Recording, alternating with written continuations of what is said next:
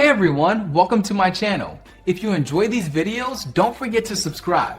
I share content that's easy to follow and worth your time.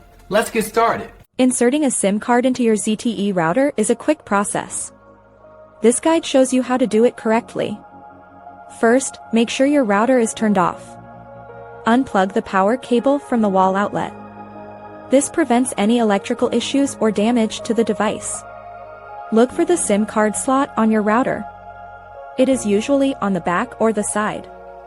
Some models have a small plastic cover. Use your fingernail or a small tool to gently open this cover. Check the size of your SIM card.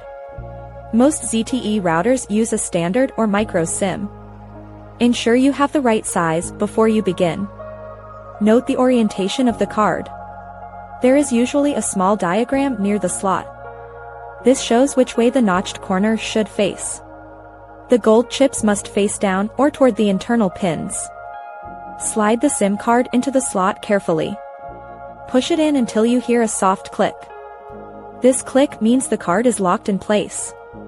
Close the plastic cover if your model has one. Plug the power cable back into the router. Press the power button to turn it on.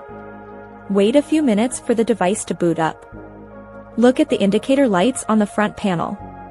The signal light should turn green or blue. This means the router has detected the SIM card. You are now ready to connect to the internet. Check your devices to see if the network appears. If the light stays red, you might need to reinsert the card. Ensure the gold contacts are clean before trying again. Thanks so much for watching. If you liked the video, tap the thumbs up, hit subscribe, and ring the bell so you don't miss anything new. See you next time.